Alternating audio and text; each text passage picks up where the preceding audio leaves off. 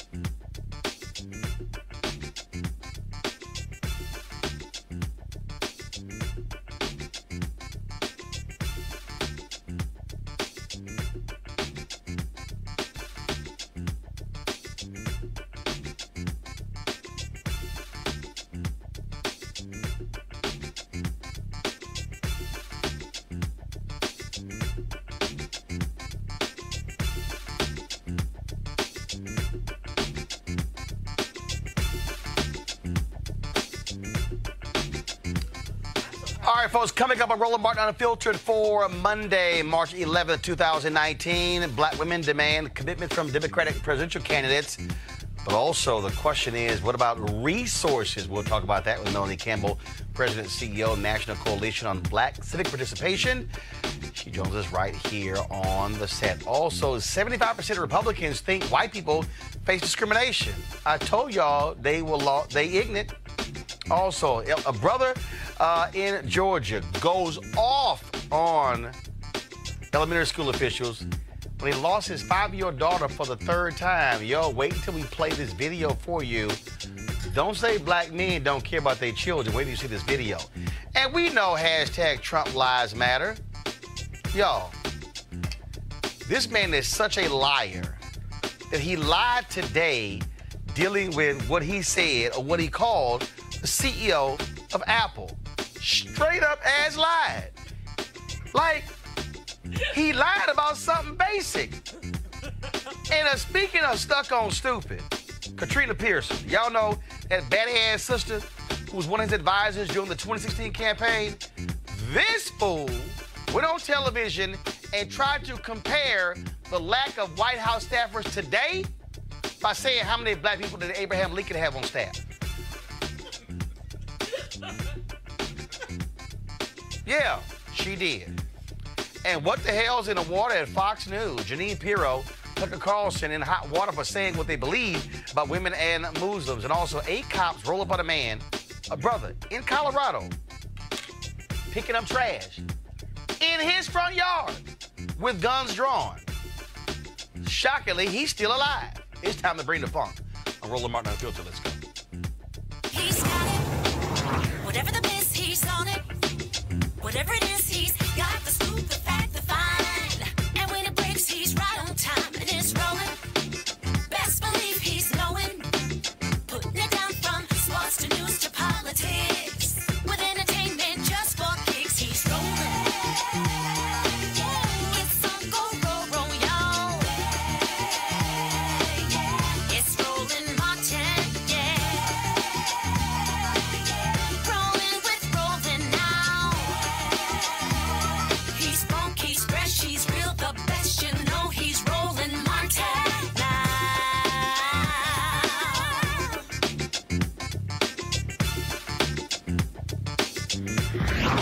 Martin.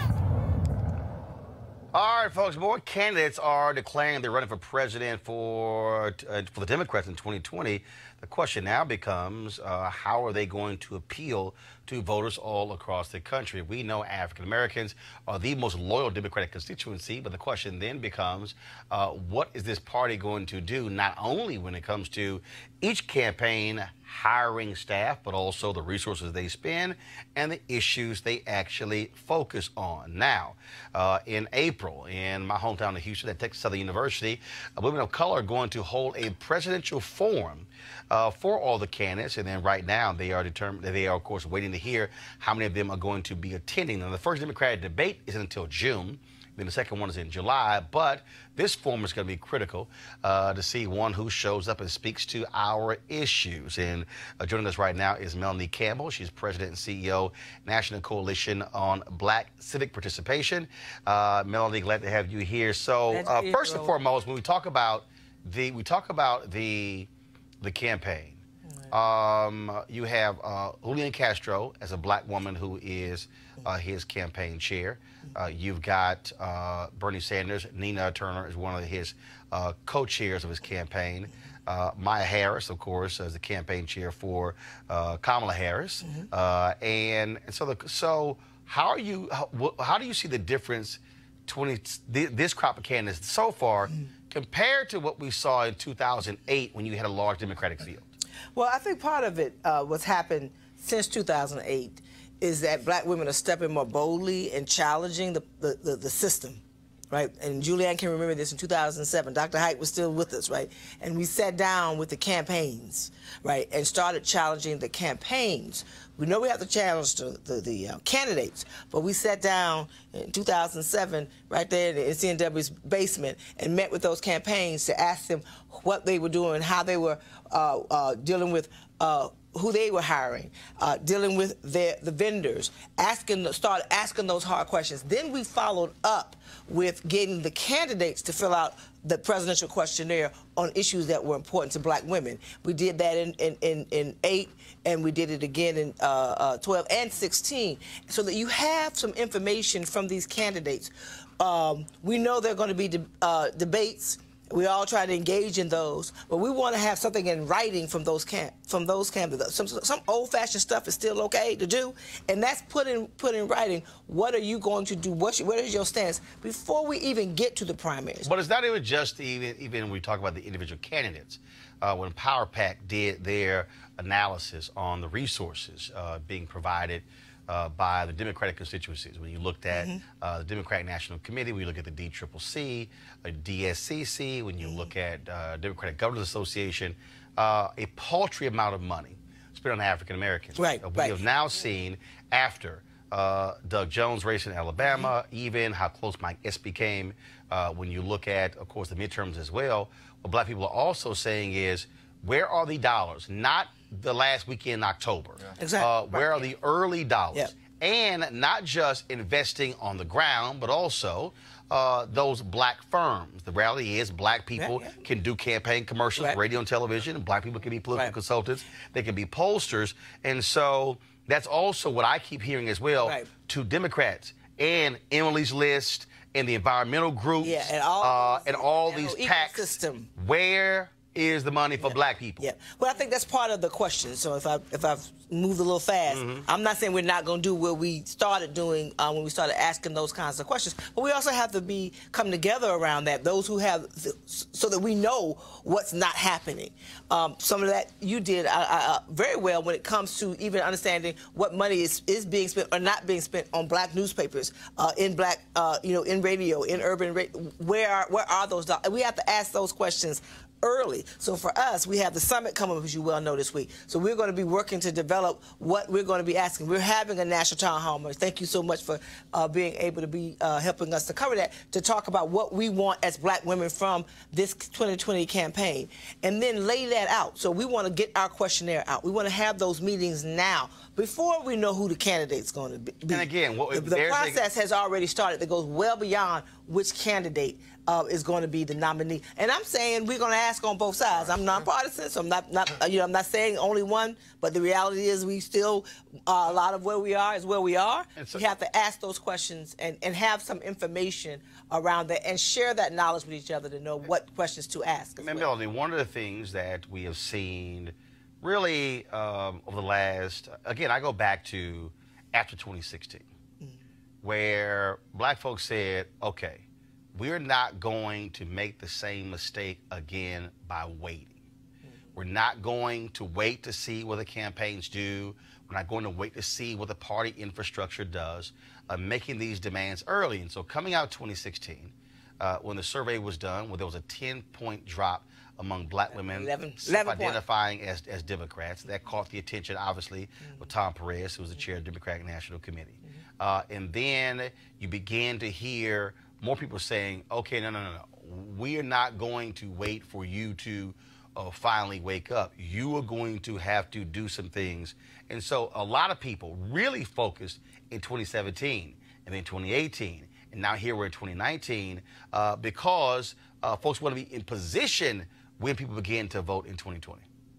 And I'm saying yes. And so we have not just myself, but many black women who are in leadership roles that are out here working, who help bring that blue wave. Some of them are partisan, as well as nonpartisan. There's no such thing as saying blue and nonpartisan, but we just happened to push that vote and it happened to go the way it went.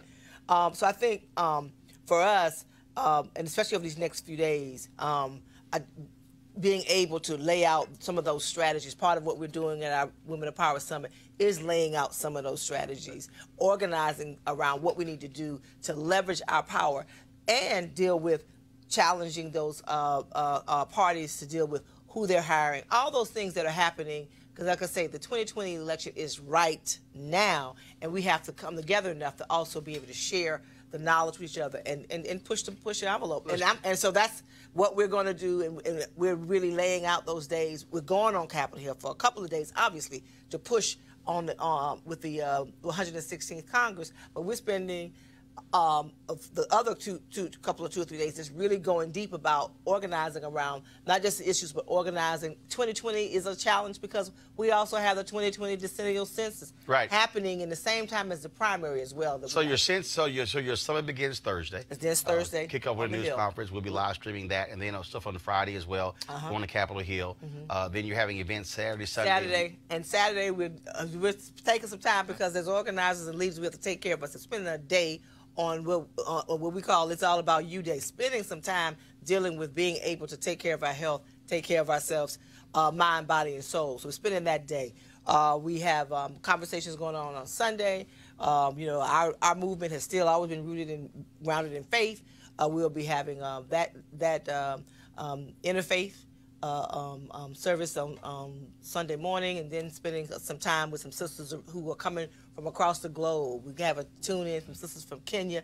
We're using technology, so we're actually having a conversation with sisters from Kenya, as well as the UN ambassador for the African Union, so they'll have global empowerment conversations going on, because our politics is not just local, but it's also global, and being able to engage on that, and then spending the day with our organizing all day around organizing and having sessions about how to leverage around issues, what we need to be doing around the election, around 2020, and then closing out, one of our speakers will be Dr. Julianne Malveaux, who's going to bring it at the National Town Hall on Monday night. And then closing out, you know, just spending some culture time. So we have delegations coming from over 20 states who will be here. And we also have a track with girls. We're spending time mentoring girls. They're going on the Hill with us. They're learning, trying to learn the process, and we make that a priority. Is it too late for folks to register? It is not too late. They can register online up until Wednesday, 11:59, and they can come on we'll be at the Renaissance Washington Hotel. But if they Google 2019 Black Women's Roundtable Summit, it'll pop up, tell them what to do. And we're going to be here from Thursday till Tuesday. Again, folks, let's introduce our panel. Michael Brown, former vice chair at DNC. Julianne Malveaux, economist, president, emerita of Bennett College. Also, Eugene Craig Organizations. I want to go to you first, though, Michael, because, again, as somebody who worked inside of the DNC, who understands where these dollars are going, the decisions they are making, how critically important is it for black folks to say, look, you know you need our votes. You cannot win without black folks. You had a 2.4% decrease in black folks who voted in 2016, and that made a huge difference in Wisconsin, in Michigan, in Pennsylvania as well. And so talk to us about the impact of these external forces, the impact it has on the internal dynamics of the DNC. It's several-fold, and obviously it takes a lot to unpack that question. First of all, when you start with the premise that black women have been the backbone of the Democratic Party for decades, and whether folks think black women have been rewarded or not, it's not necessarily the question. The question is how to get a seat at the table. Yeah. And when you have the seat at the table, does your advice get listened to? And a lot of it has to do with leadership. When my father was chair, he made sure people had a seat at the table, but not just seat at the table, but also got a check and got resources. Yep. And so it's the leadership that has to make sure that folks have earned their seat at the table. The question now is what happens when you walk out of that conference room? Are you walking out with resources so you can go back to your constituency groups and say the DNC has given us the resources, now we have to step up? And when that happens, clearly, then you can have the kind of hopeful, I know you're nonpartisan, but hopefully. But at one time I was partisan, and I remember what the difference when I was partisan, when your father led the DNC.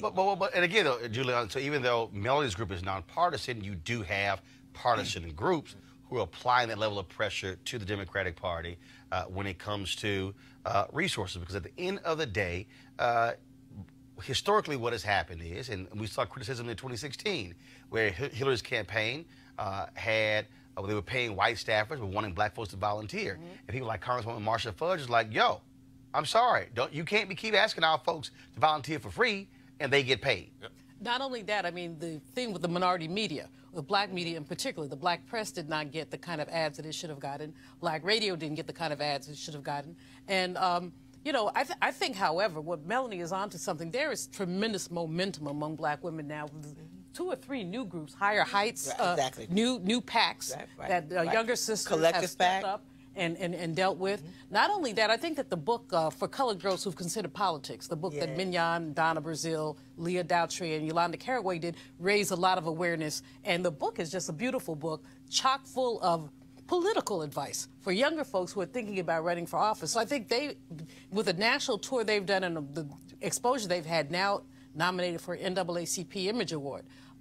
With that going on, you just have more visibility towards what black women are doing. Not to mention what happened in Alabama, not to mention these new women who are in Congress and the push that they have. So we have more sway, but the issue is whether or not we use it. people need to stop telling these younger sisters, AOC included, Ilhan, those, to behave. Well-behaved women never get anything. You know, so people talk about they need to be more circumspect with their attitudes toward Pelosi. No, Pelosi's, a big girl. She can take it. There has to be enough dissension in the party for black women to feel that we're not being rolled over. Eugene, at the end of the day, it comes down to pressure bust pipes. Yep. And what you have seen is black folks on the ground saying, we know how to turn people out. Mm-hmm. You can't just somehow walk into these communities and think you send some white kids with a clipboard or a PDA and an iPad that's going to do it. No, you have to have people who understand how to reach those folks who are hard to reach. That's really what also this is about. Yeah, I mean, the thing is this. My philosophy has always been you treat black voters the same way you treat any other constituency group. On our side of the aisle, they'll send, the gun rights activists in to rally up the gun rights activists and put real resources behind them. Well, you want black votes, you need to do the same thing. I think, I'm a believer that, the black vote should be competed for. That both parties should compete for it, and I know our side does a piss poor job of it. But I think going forward that look, black women are leading the charge here. They're saving our country a couple cycles now, and they should. We need to be not rewarded but respected. All right, folks, let's talk about our second story here. Poor white folks. What the hell's wrong with them? According to a poll by the Hill newspaper, 62% of them felt that white people. They felt that white people had to deal with discrimination. The number jumped to 75% of Republicans. This is a result of the persistent and false media narrative that black and brown people get all these goodies from the government while white people do not. What? See, this is what just I keep laughing at this whole idea that they actually think they are being discriminated against. It's because they don't read, Roland. I mean, if you read anything about wealth disparities, you know what the ratio is. If you look at the unemployment rate, black unemployment rate, twice the white unemployment rate, you know what the ratio is. But the problem with white Republicans, and I might just extend that to white people in general, is that they're ignorant. And they're ignorant of history, ignorant of reality, just ignorant. I mean, you cannot make chicken salad out of chicken spit. Ignorance is pure ignorance, and this is what we have here is ignorance, and it wasn't spit. The bigger issue is that there is a extremely strong, now poll-tested majority of white conservatives that want to be victims. Now, there's a comfort and calm and victimhood, and so for them is, oh my gosh, they're discriminating against us and viewpoint discrimination on campus. Then it becomes, oh, the black and brown people are getting all the attention in the workplace. Because look, there's actual. Oh yeah, that's what the poll just said. That's what the poll. That's their thought process. They really believe that, and they really honestly believe it. And Melody, what we have here, we also have conservative media who tries to drive home this particular point, as if somehow these white folks aren't benefiting from. I love it when they use government handouts. I mean, when you talk about $12 billion going to Iowa farmers because Trump screwed up the whole tariff deal, that's government handouts. So I'm sorry, they're called subsidies. No. I mean, and people use that excuse. And that to me, with those polls, because there's always a difference in race, what we think versus what they think. And at the end of the day, it's still about race. At the end of the day, it's still about privilege of being able to say, we want to be the top of everything. Yeah. And at the end of the day, you can spend the time, what's happening or not happening in your own household. Mm-hmm. And so, to me, I tell my white girlfriends, go talk to your cousins. I know you're not doing it, but go talk to your cousins. Find out why and try to figure out what they need to do. We got this over here with black folks. And part of the progressive movement that is a consistent challenge is that we'll spend time trying to convince us. We got us. You just need to put the resources, and we have to resource ourselves as well. But at the end of the day, those polls, I go, well, yeah, what else is new?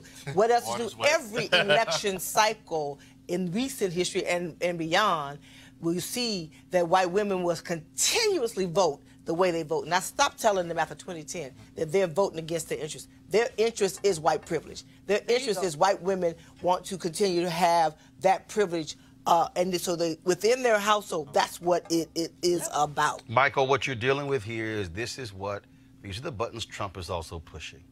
And they are falling for the okie doke, not realizing how they're getting played. But and also their children also. We have polling data that shows that these white millennials and are also believing that discrimination against white folks is just as bad as against black folks. And what's happening is probably happening in the households, because going back to the white women vote issue, the husband's saying, you have to do what I need you to do. This is for us. It's making sure our future, our family.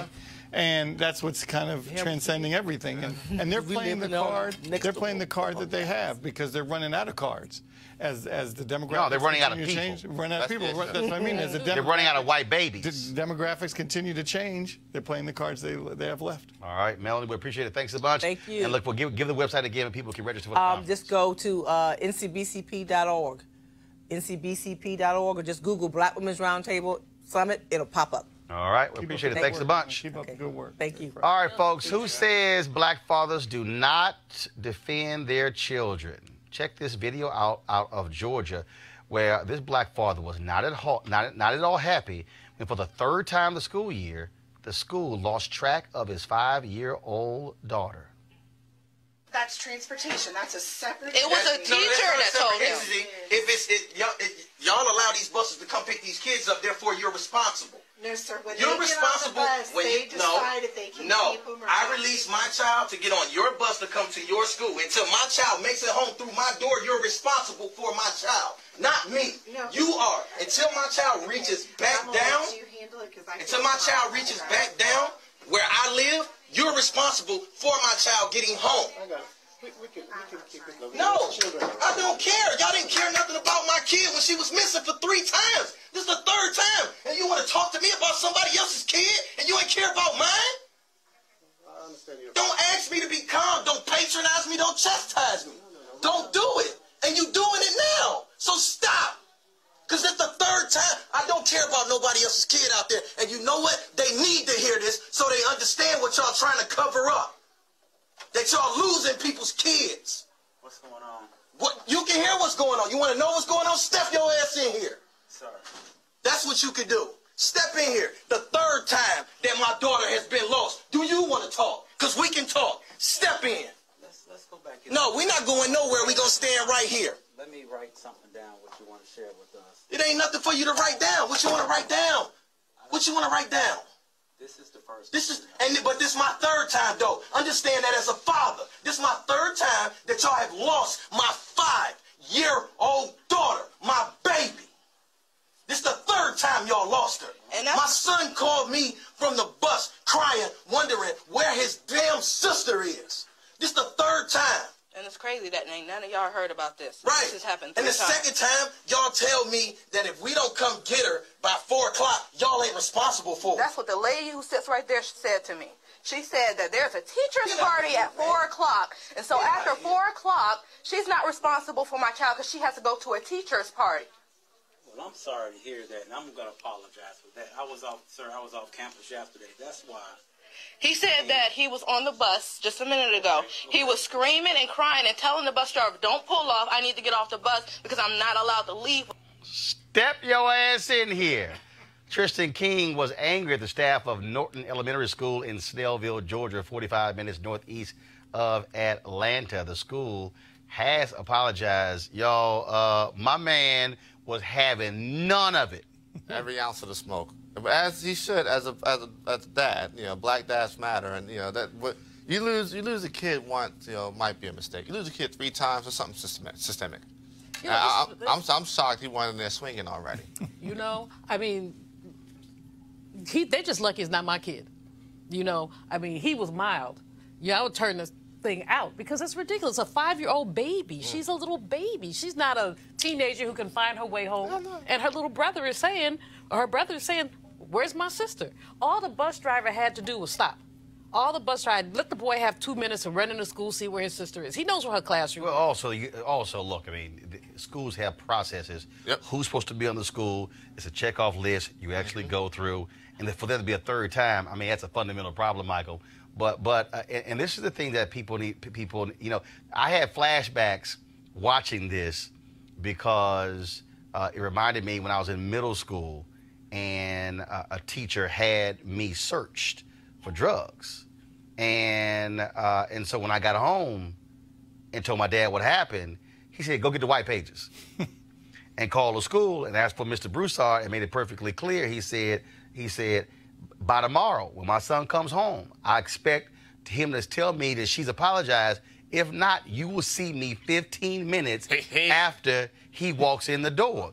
And Ms. Hart apologized, his white teacher, 8th grade reading class, the next day. Dad's like, no, you are not going to sit here and check my son for drugs. And so I grew up with a dad who got in teacher's ass, but also mine when I was wrong, who didn't play. Well, I was, and thank goodness, I think we all had dads like that, but I'm proud of him for doing what he did. And there are millions of black dads like that in America.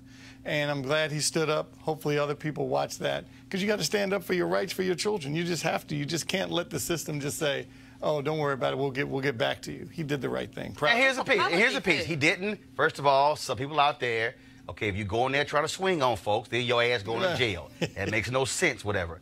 But it also, his daughter was sitting right there too, okay? She was actually on the couch. And I do also think it's important for kids to see parents standing up for them when it's right. Because, see, my brother and 2 of my sisters were teachers, and you had some ignorant-ass parents who come to the school acting a fool. Like my sister's a teacher. This one kid was fighting, and the mom came to school and said, well, which hand was he punching with? Because he not left-handed. And they were like, so let's just be clear. Sometimes folks get extra when they come to the school like this, but he was absolutely in the right. Oh, yeah. Absolutely. No, he was. Not only was he in the right, I hope there's some heads roll on that. I mean, the fact that the school apologized is insufficient. It's frankly, it's been 3 times. There's something wrong with the bus driver, the bus company, somebody's contract needs to be snatched. There have to be consequences. This poor, I feel so badly for the little girl. To that girl. But you know, the dad, you're right. I mean, it made me feel good. It's like, okay, you know, you get a stand-up daddy like that. That was a flashback right there. And you know the girl went to school the next day like, y'all better not let me have to call my daddy. Y'all saw what happened yesterday. Don't act the fool. I'm just letting y'all know that. Y'all know exactly what happened. All right, let me go to a break. We come back. We're going to talk about another viral video. Y'all know I got to talk about that crazy-ass white woman. What with the selfie? And the Jaguar? I ain't feeling sorry for her getting her ass munched on. I'm just letting y'all know. No sympathy at all for photographing Patty. This is Roland Martin Unfiltered. Back in a moment. Hey fam, I want you to like, share, and subscribe to our YouTube channel, youtube.com/Roland S. Martin. And don't forget to turn on your notifications. All right, folks, a lot of folks out there, of course, trying to get healthy and well in 2019, and for a variety of reasons. Whether you want to lose weight, whether you want to simply look better, whether you want to get all ready for beach season and have your bikini, 1-piece or 2-piece, we, of course, get ourselves together for a variety of reasons. So one of the places you, of course, can check out, folks at D Herbs. That's right, the full body cleanse. They have 27 different cleanses that you can actually take advantage of. And the whole point of this, of course, is removing excessive food, processed foods, and fried foods out of our body in terms of, again, getting us healthy and well and giving us more energy. And so if you want to try the D Herbs Full Body Cleanse, all you got to do is go to dherbs.com. That's dherbs.com. And use the promo code ROLAND for a discount when you go check out. Now, you can also call 1-866-4-DHERBS. 1-866-4-DHERBS. Again, the same promo code is Roland. Check out their full body cleanse. I've done it 3 different times, enjoyed it all 3 times. And so it also changes your perspective in terms of what you eat, how you eat, and also what you drink. And so again, dherbs.com or call 1-866-4-DHERBS. And we thank D Herbs, a black-owned company, for being a partner here with Roland Martin Unfiltered. Hey fam, want to check out Roland Martin Unfiltered, the blackest show on all of digital, cable, and broadcast. Check out our audio podcast. There's only one daily digital show out here that keeps it black and keep it real. It's Roland Martin Unfiltered. Press play.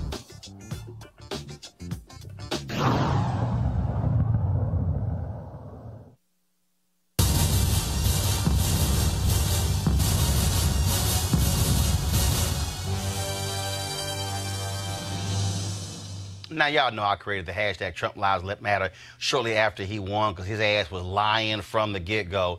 More than 9,000 lies since he's been president. Washington Post, they keep a count of these false and misleading claims. We call them lies, but y'all, today, his lying ass really just continued. Okay, so this was the other day at the White House, y'all. Just press play. I mean, you've really put a big investment in our country. We appreciate it very much, Tim Apple. We appreciate it very much, Tim Apple. Now, I want y'all to play it again. I want y'all to, because I'm about to read something, but y'all gonna get a kick out of this, okay? I mean, you've really put a big investment in our country. We appreciate it very much, Tim Apple. Now, he got mocked on cable news, but also on social media. So over the weekend, he was talking to donors, and he told them, he said, Tim Cook Apple real fast.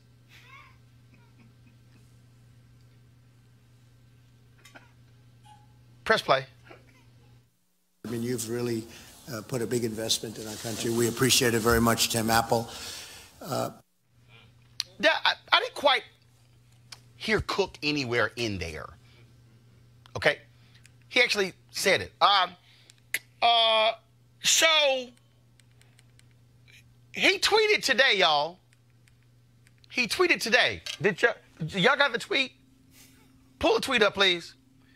At a recent roundtable meeting of business executives, and long after formally introducing Tim Cook of Apple, I quickly referred to Tim plus Apple as Tim Apple as an easy way to save time and words. The fake news was disparagingly all over this, and it became yet another bad Trump story. All right, y'all, let me help y'all out. Let me thank Tim Cook of Apple. Matter of fact, hold on, let me put the timer on. I just want to see how fast this thing goes. Start. Let me thank Tim Cook of Apple. Ooh, that took 2.4 seconds. Let me do it again. Go to my iPad. Let me thank Tim Cook of Apple. Oh, damn. That's 1.98 seconds. Eugene, he really was trying to save 1.98 seconds of time. This is a lying ass. It's like, you just go with it. But no, y'all, I was trying to save some time because I didn't want to say Tim Cook and Apple, so I just went Tim Apple. Listen, your president's a liar, and he ain't my president. Is a full believer of dying with the lie. I mean, 100% believer of dying with the lie. My grandmother used to always say, a congenital liar will tell a lie when the truth will do. I mean, that would always be her lie. She'd tell a lie when the truth will do. What's the big deal? I misspoke. Exactly. I mean, just move on. The man really is a congenital liar. He is afraid to be made fun of. Yeah. Or I don't know why. He's the funniest thing we've ever seen in the White House. I mean, you had a guy. This is the same guy that signs Bibles, right? So when you have that kind of, he signs Bibles. Down in Alabama. He signed Bibles. But Michael, here's the deal though. Dog, this is real simple. You roll with it. Look, Obama made flubs. Bill Clinton did. Bush 1, Bush 2, Reagan. Every president has made a mistake. It's like, oh, how dare they make fun of me? So therefore, okay, I gotta lie about it. And yeah, I was trying to, hurry up and skip a word. So I ain't want to say Tim Cook of Apple. I just went Tim Apple. Not with the lie. I don't get on this one. Number 40. I call him 45, by the way. 45 on this one. This was easy. This didn't even have to require all of this and you talking about him and Saturday Night Live talking about him and being on the news. He did this himself with the tweet. All he had to do was say, my bad. Like you said, Doc. I made a mistake. I made a mistake. But what you're dealing with here... He could have even said, I meant to call him Tim Apple. But here's the deal, though. This is a guy who cannot admit mistakes and who lies. And I fundamentally believe that whoever wins the Democratic nomination, this is how they must operate during a presidential debate. Is this your... Watch this. Trump is talking. That's a lie. He lying again. That's 4 lies he just told. No, while he's talking, while Trump is rambling, whoever's the nominee should say, lying again. Still lying. Hasn't stopped lying.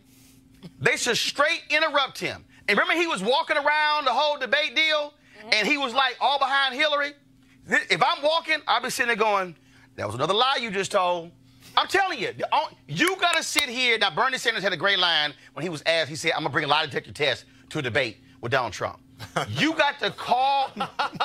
See, as long as Democrats try to play this thing nice and sit here and, you know, do the little dance, no, you got to say, yo, he's lying. Yeah. What he is saying to you right now, to the American people, he is lying to you, and he thinks you will fall for it. Because here's what it's going to do. It's going to force the moderator and the networks to have to fact check. Yep. And so when the debate is over, they're going to be like, during the debate, so-and-so's call him a lie. Well, guess what? We went back and checked, and he was lying. He wasn't. No, they're going to say he wasn't telling the truth, or he misspoke. That's what they're going to call it. That's how you deal with a liar.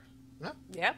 I agree 100%. You know, the thing is going to be, you know, I love our forever floaters, and you know, there's some situations, you know, they go low, you go high. When it comes to Trump, the only way you better beat him in 2020, when he goes low, you got to take him to the ground. All that go high, no, you got to to the ground. Yo, you got to punch a bully in the face. Exactly. Now again, though, you got some crazy people out here, y'all, and Lord, may have mercy, y'all. I couldn't believe we even about to talk about this. Just roll it. Just roll it. Stupid! Now, y'all know Katrina Pearson is a flat-out idiot. I'm talking about dumb as a bag of rocks. She worked for Trump during the 2016 campaign. That child would go on TV and would just make stuff up and just lie through her teeth. Now, she was scared to bring her behind on my show. I wonder why. So this weekend, she was on Al Sharpton's show on MSNBC, and she was asked to name an African-American who works in Trump's West Wing. Y'all, listen to what her ass said. Because I'm not going to participate in the attempt to make this all about race. It's ridiculous. How many black people were in Abraham Lincoln's West Wing? It's First of all, if you've got to go back to Abe Lincoln, you really need to shop. That's my point. George my point Bush. Is, I mean, George was Abraham Bush, Lincoln a racist George because Bush, he didn't have a black person in the West Wing? All, I mean, this is insane. It's an insane discussion.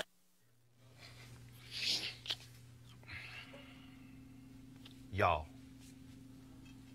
her ass said how many black people did Abraham Lincoln have?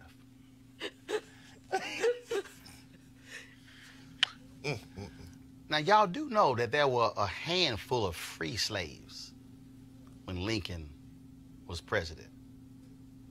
But you know, black folks were still enslaved.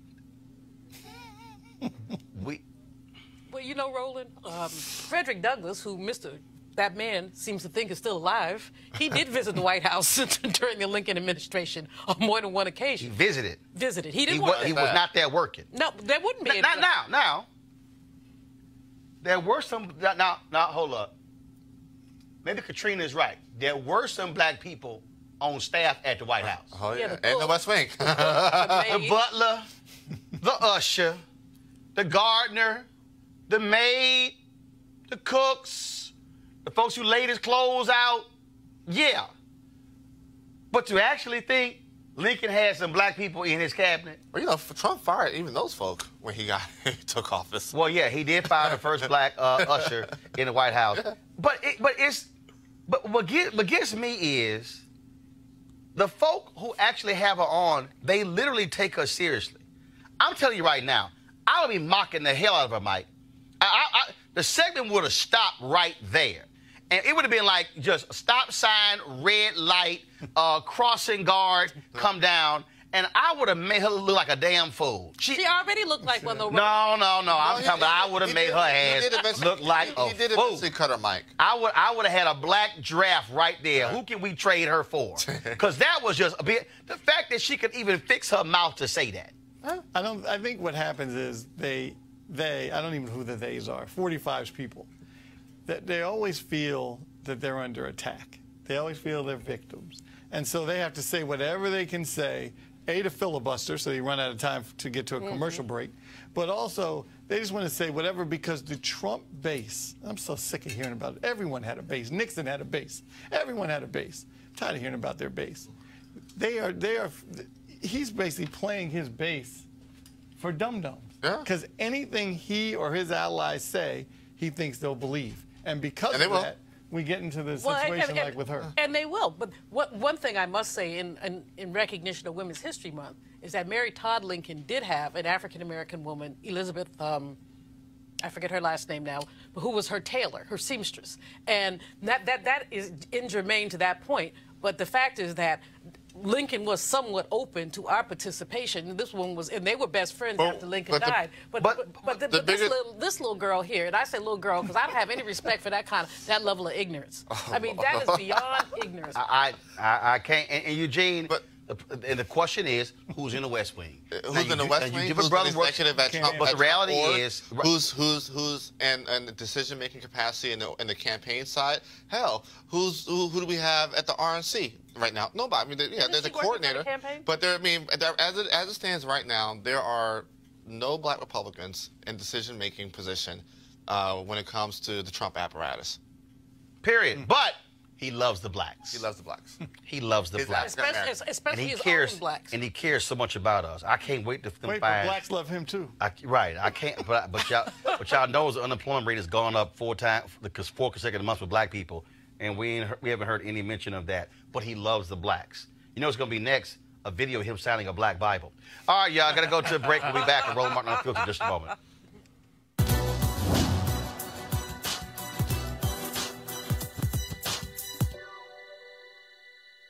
Stand on your own 2 feet and fight like hell for your place in the world. Nationalist leader Amy Jacques Garvey.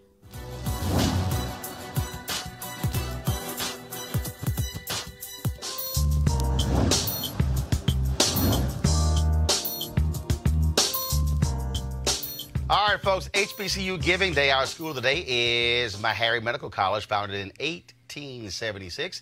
In Nashville, Tennessee.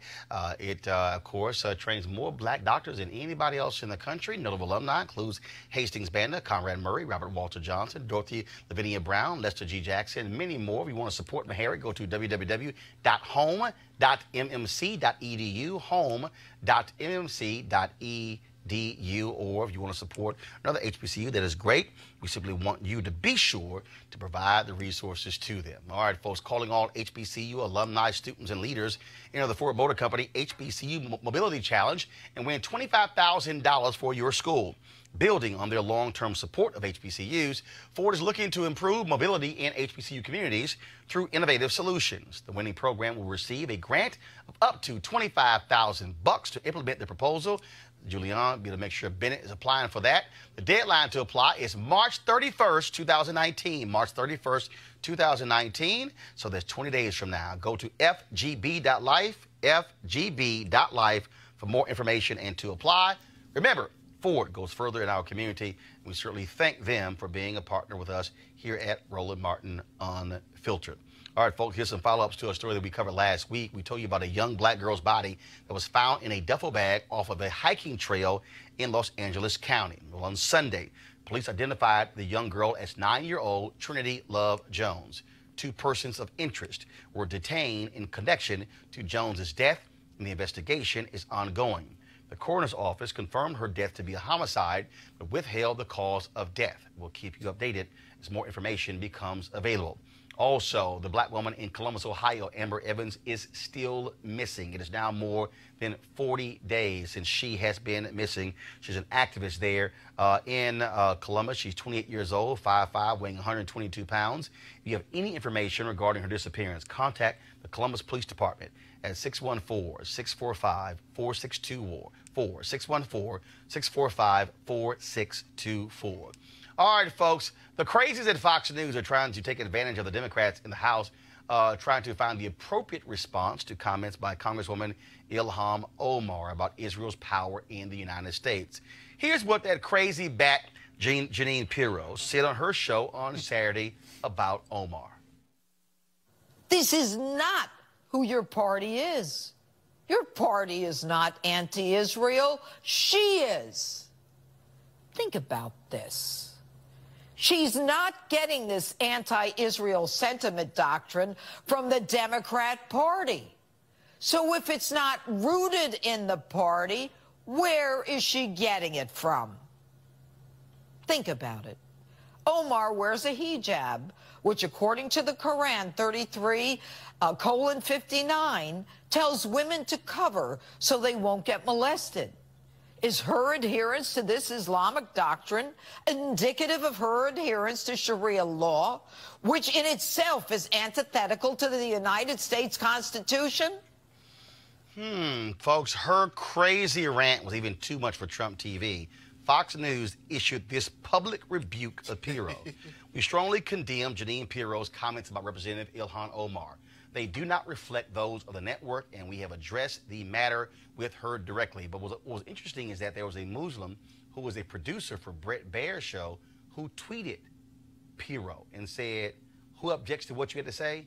Me, a Muslim who works here at Fox News. The question is, what did they say to her by addressing it directly? Okay, what's going to happen? Yeah, we know what that. Now we also, of course, have the crazy nonsense coming from Tucker Carlson. Now, we all know he's a nut, him and his bow tie wearing self, the one who's afraid to have me on his show. Now, he'll book a whole bunch of black people who come on my show, but he's somehow scared of this brother. Now, Media Matters for America found some audio of Tucker Carlson talking to shock jock Bubba the Love Sponge show in 2006, between 2006 and 2011. In those clips, Carlson appears to defend statutory rape, made a lewd comment about underage girls, and labeled Britney Spears and Paris Hilton the biggest white whores in America. Jesus. Here's Tucker.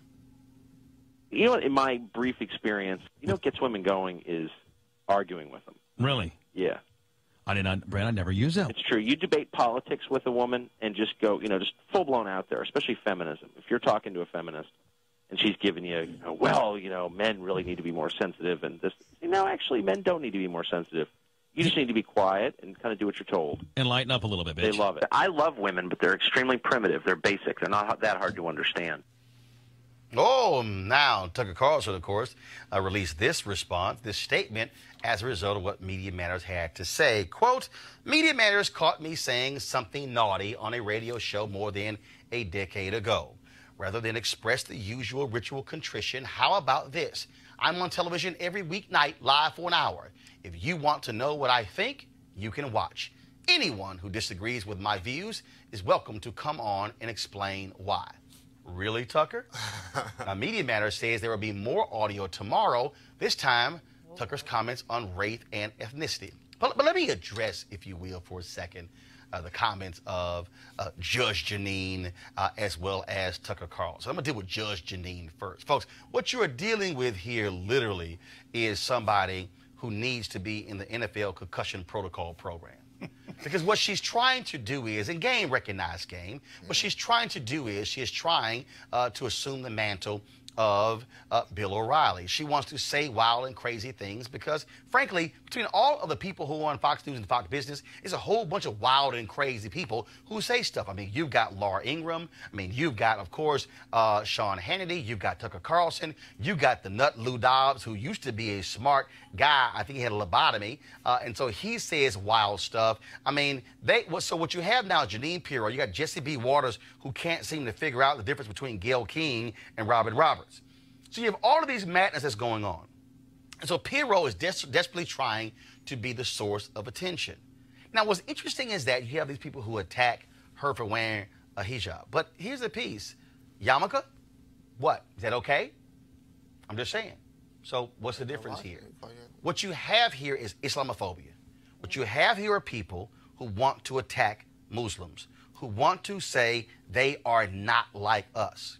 Now, tell that to the Muslims who are fighting in the U.S. military.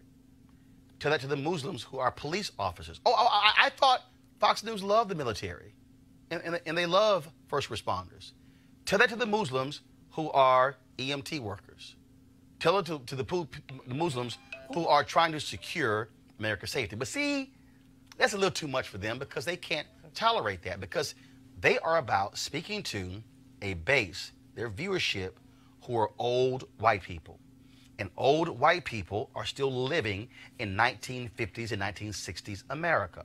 That's the world that they want. Now let's deal with Tucker Carlson. Now, here's a guy who, on his very show, condemned Samantha Bee when she used the C word in response to Ivanka. I believe it was Ivanka, or it was Sarah Sanders, one of them.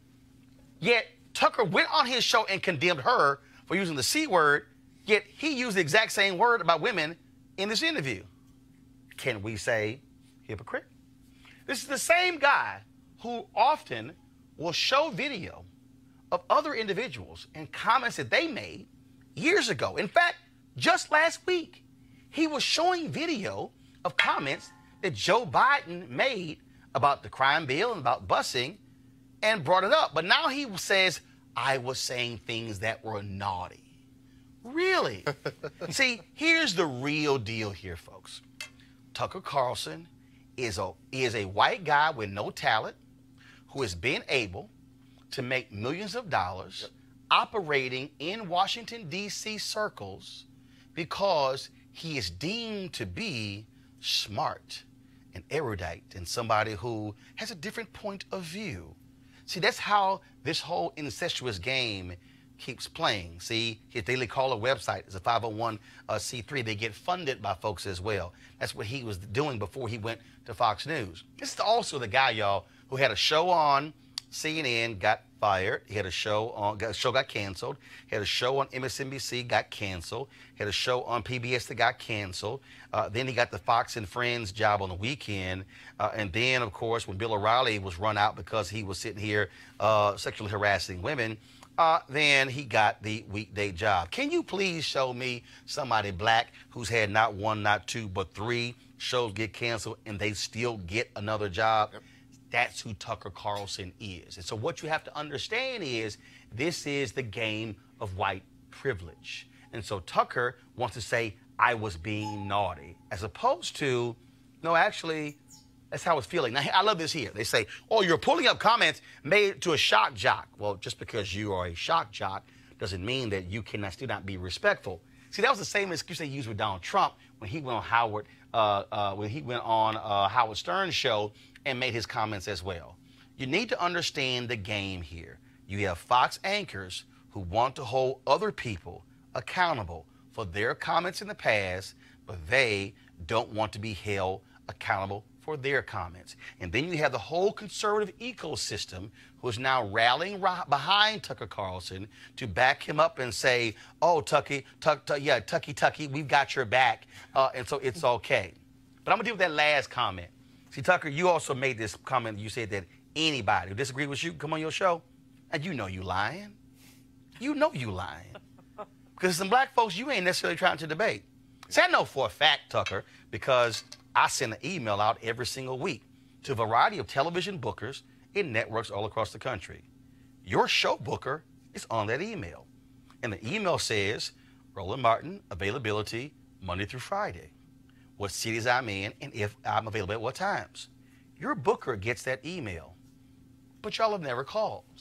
Now, what's interesting is Donna Brazile, Monique Presley, Scott Bolden, Wendy Osefo, and others have actually brought my name up to you personally. And you said, oh, I would love to have Roland on the show.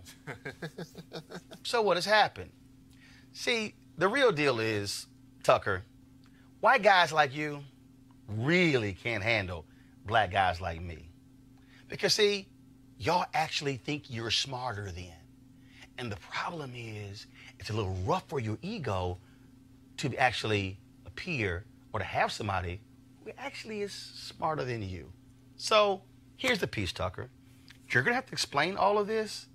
And then when the race and ethnicity comments come out, I want to see if you can use the naughty example as the reason for it. I don't think that one is going to fly. But you can try it, but do understand, we're going to jack you again. Because if you want to hold folks accountable, we're going to hold you accountable. Folks, speaking of holding people accountable, let's go to Colorado. Black man out here picking up trash in his yard. All of a sudden, cops, literally 8 cops, roll up on this brother for picking trash in his front yard.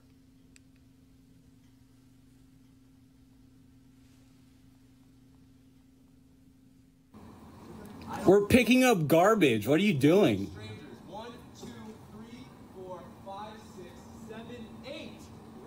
8 officers of the law with guns drawn. 8 officers of the law with guns drawn for picking up garbage on our property, where we live. Zayd has a clamp and a bucket, picking up garbage. He has a shotgun in his hand.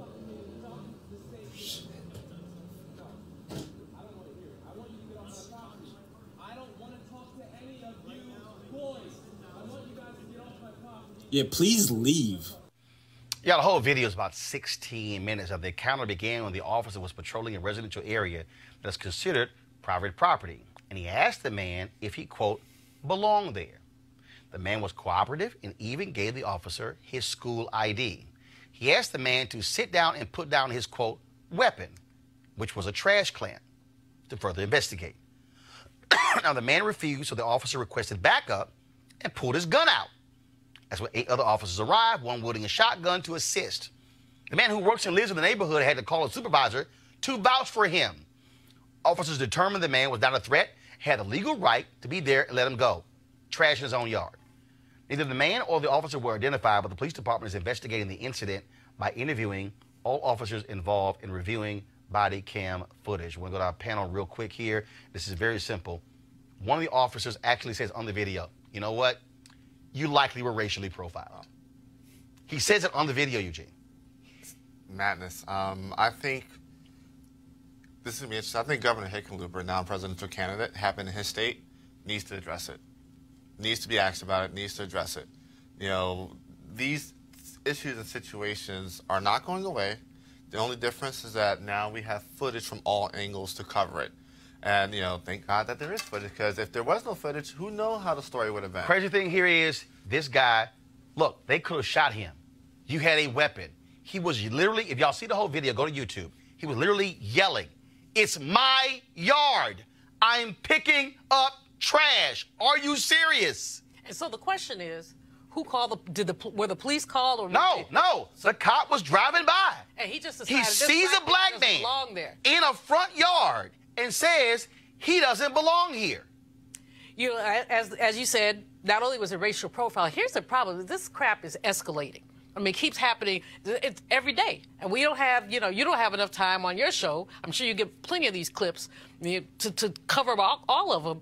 But it really is dangerous for black people to be out here in so many circumstances. Just dangerous. Right. And especially, I mean, usually I wouldn't say this, but especially for black men. Just the black body somehow is so threatening that some man picking up garbage. I mean, what could you do more benign than picking up garbage? Right. He's picking up trash in his yard. He's not harassing anybody. He's not hollering. And, he's picking up trash. He's trying to be a good neighbor. He's trying to make his house look better. And these crackers, and that's crackers is the cleanest word I can use. Just stop it. I mean, how do you? Mike, I think as black men, we're gonna have to go out in public with a straight jacket like this here. More than likely. Mike, go ahead. Still the greatest country in the world, but boy, do we have a long way to go. And number 45 is doing nothing to help stop this, or at least comment. He's doing absolutely. He's making it worse. The thing is, if 45 believes in deterrence, I think after the next election, there needs to be a federal mandate passed that says, look, you racially profile, you lose your police license. You violate rights, you lose your police license. Well, again, that's what should be the case. Or if the department's systemic, you lose your funding for a couple years. And of course, we just saw last week where Numan Raja was convicted for killing Corey Jones, and the Police Benevolent Association president said, oh, he was doing his job, even though he lied about it. He wasn't wearing anything that said police, and he rolled up on a guy in an unmarked white van. But they'll defend cops about anything. All right, folks, on Saturday, for the 6th consecutive year, I emceed the Friendship Public Charter Schools Teacher of the Year Gala. This is the 11th year they have done it. Friendship has been around for 21 years, and they are the largest black charter management organization in the country, located right here in Washington, D.C. There were 7 teachers, of course, who were nominated for Teacher of the Year, and it was Shantae Johnson who took the award home.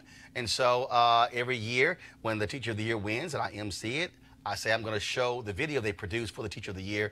And it was a great event, more than 1,000 people there celebrating teachers. They were all dressed up, black ties, celebrating teachers. And here is Shantae Johnson.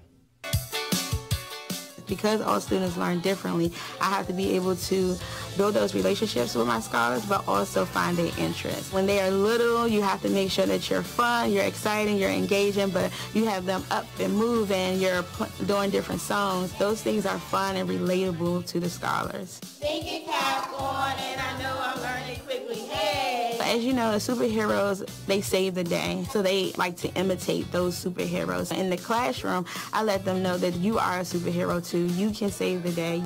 I love Ms. Johnson because she always teach me and my friends compound words. We learn college words, jovial, irate. Today I feel ecstatic. I love the fact that they are like sponges and they can hold on to those words and be able to actually apply it. Ms. Johnson is always asking them questions, and it forces them to become owners of their learning. It forces them to grapple with concepts because things in life don't come easy to you. And it also encourages them to want to explore and learn about the world around them. I make sure that they have the confidence and they can persevere by making sure that when they're answering a question, they can take risks. Even if they make a mistake, they can still learn from their mistakes. That nurturing part of Ms. Johnson kind of rubbed off on Chloe and gave her the ability to become a leader and stand out.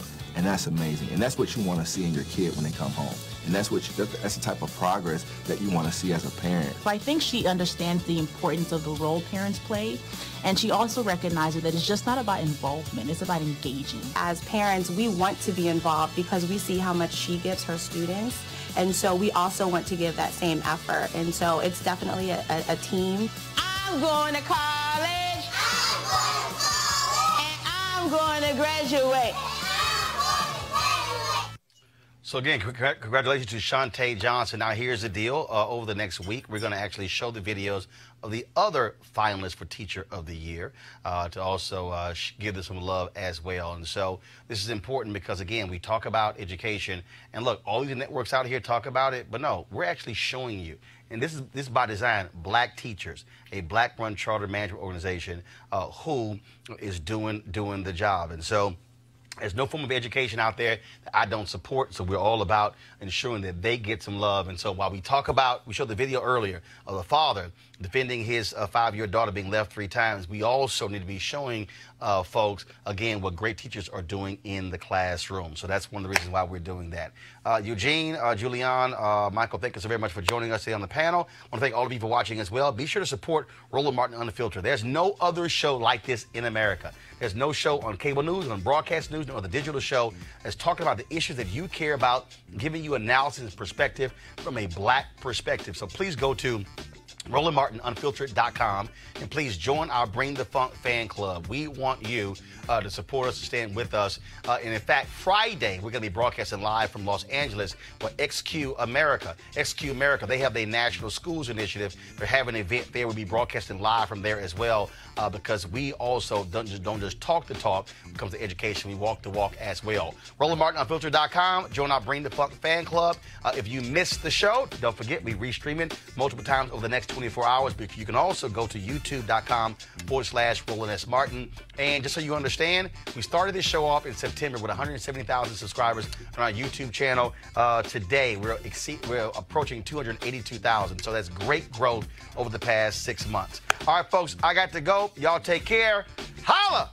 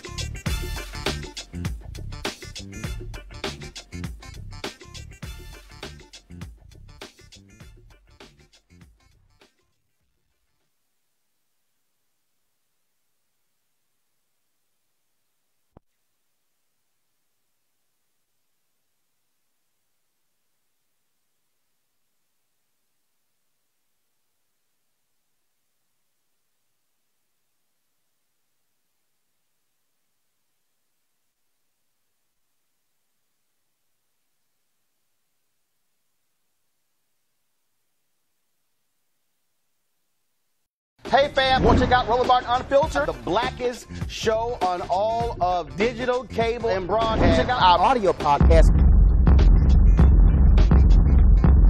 There's only one daily digital show out here that keeps it black and keep it real. It's Roland Martin Unfiltered. Press play. You want to support Roland Martin Unfiltered?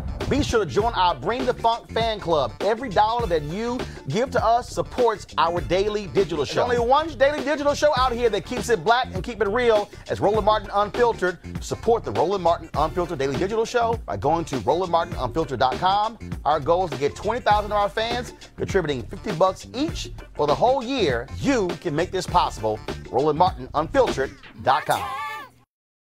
You want to check out Roland Martin Unfiltered? YouTube.com/Roland S. Martin. And subscribe to our YouTube channel. There's only one daily digital show out here that keeps it black and keep it real. It's Roland Martin Unfiltered. See that name right there? Roland Martin Unfiltered. Like, share, and subscribe to our YouTube channel. That's YouTube.com/Roland S. Martin. And don't forget to turn on your notifications so when we go live, you'll know it.